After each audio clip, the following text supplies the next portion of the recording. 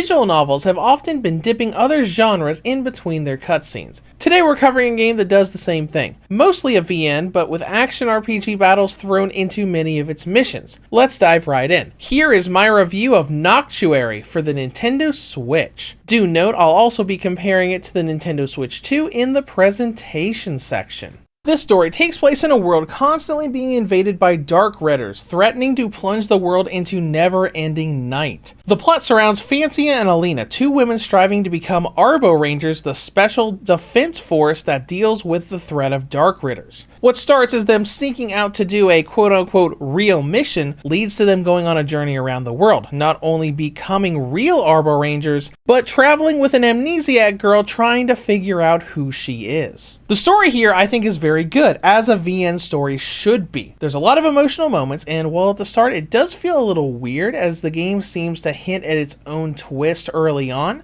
but getting to the real twist takes things in a lot of different directions I wasn't expecting it to go. At one point I thought the game was about to end when I was only a third of the way through it, opening up a much larger adventure. It's also a story that's interesting to listen to. We don't have an English dub here, but this is a Chinese developed game offering both Japanese and multiple Chinese languages including Cantonese. When it comes to gameplay, this is a visual novel with action RPG elements. The bulk of your adventure will be spent going through VN cutscenes, but you'll also have little arena-style RPG battles to do in real time in some of its missions. The first thing to note is that when you first boot the game up, it will not be in English. You'll need to set the language like you're watching on this clip right now. Next is game progression. This is a visual novel and action RPG hybrid, but it's mostly a visual novel. The game does use a mission system where you select a mission and are thrown into a scene or arena, and there is a fair bit to the combat mechanics, but the vast majority of missions don't involve it at all. I'd say the combat only amounts to maybe a quarter of this game's length. Interestingly, they made this game as something you could play as a hybrid game, just a visual novel, or just an RPG. All of the cutscenes can be skipped, and they'll offer you little summaries of what happened in the scene without having to read through it. And on the flip side, it offers several handicap options for its battle system, like increased stats, regenerating skills, and the ability to lose a battle and just skip it entirely. Getting back to progression, the VN segments are fairly standard with your auto skip and log features, as well as being able to save and load your game pretty much anywhere you want. It's very light on features, and while there are several endings you can acquire in this game, there are only 3 different instances where you have dialogue choices. Then we get to the combat system. We don't have any sort of overworld for you to explore, and dungeons are extremely rare. When you go into a mission with combat, you're placed into an isometric arena or a very small set of rooms where you have to fight Dark Ridders in real time. You have 2 characters to swap between. Fancy is more adept at magical abilities like arrows and flames, while Alina is a physical attacker using swords and spears. You've got a simple physical combo system enhanced by combat styles and skills. Each character has 3 styles to swap between, changing their attacks, with Alina going from normal sword slashes to spear jabs, and Fancia going from magical arrows to a literal flamethrower. These also translate into skills which can be used after doing physical attacks to build up a gauge. These are also different for each style for different situations, like using long-range laser beams or having Alina jump up in the air, giving her invincibility frames while she rains down projectiles all around her. All of these attacks are different because enemy patterns are different and really very bullet hell-like with their patterns. Many enemies, and especially bosses, will have projectiles going all over the screen, creating situations where some enemies you simply cannot get close to reasonably do combos. So you have to figure out what to use for what enemy and what boss. It makes everything flashy and cool, but also fun to dodge around and figure out.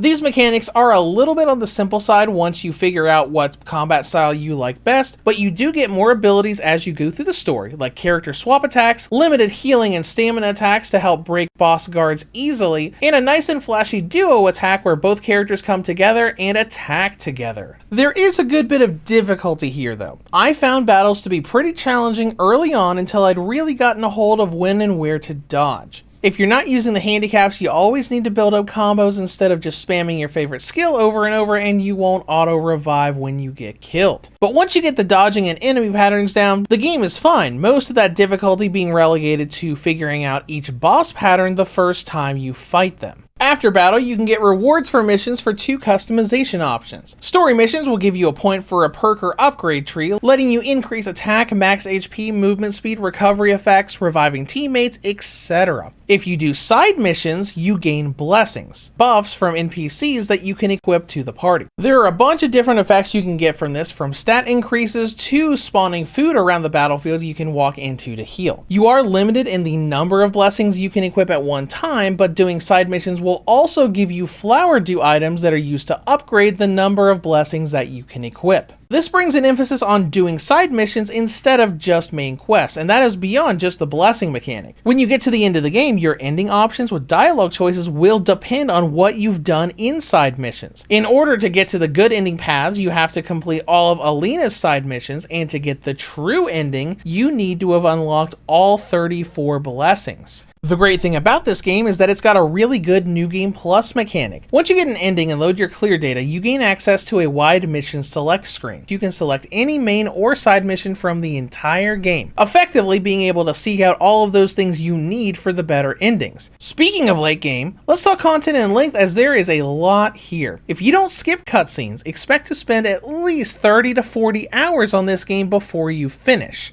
Next is presentation, which I think looks good. The environments look fine for what they are, and the character models have a little jaggies on them here and there, but it's isometric, so you don't really see them that often. But the charm of the visuals aren't battle, but the visual novel scenes. When you get more cinematic or CG wallpaper style artwork, it has multiple layers and pans around different characters and environments, giving it an almost 3D look. Every time these popped up, it was very charming to see those backgrounds and characters actually moving around a little. Performance is where it gets a little not so good, and that depends on what Switch console you decide to play this game on. Even in the earlier parts of the game, the Switch 1 will run this game in a playable state, but it struggles to maintain 30 FPS. As you can see here, it looks playable enough, but it's constantly dropping frames into the 20s, and the game only gets more hectic later on with more effects on screen. It does maintain this level of drops consistently throughout the game, but doesn't stay at 30 very often at all. That's where the Switch 2 comes in, and I view Noctuary as another Switch game that you really want to just play on Switch 2. Load times are easily halved, and the frame rate stays smooth at 30 FPS for the entire game. From early fights to the late really crazy ones with effects going on across the entire screen, the Switch 2 stabilizes this game very well. Now there is a way to break the game, as you can see here, where I went into the training hall that lets you endlessly spawn enemies as you see fit. If you flood the screen with enemies like this, you can break the frame rate on Switch 2. However, you will never see this level of chaos in the actual game. Everything the story throws at you will maintain 30 FPS on Switch 2. Now let's move on to battery life. On the original and Lite models, Noctuary gets a battery range of about 2.5 to 4 hours. The V2 and OLED models get 5.5 to 6.5 hours, and the Switch 2 gets around 3 hours and 35 minutes. In conclusion, Noctuary is an interesting blend of VN and action RPG that offers a very good and expansive story about a world fighting off the darkness, and with unique sounding voice acting in Cantonese. Now, the downside, the game doesn't play too well on the original Switch, and this is mostly a visual novel, having the combat gameplay take up maybe a quarter of the whole experience. But if you have a Switch 2 and enjoy visual novels, there's a really good story here that'll take up a good 30 to 40 hours of your time. Reviews to Go rates Noctuary for the Nintendo Switch an 8.5 out of 10. If you have any comments or questions, feel free to leave them below. Thank you for watching, and have a great day.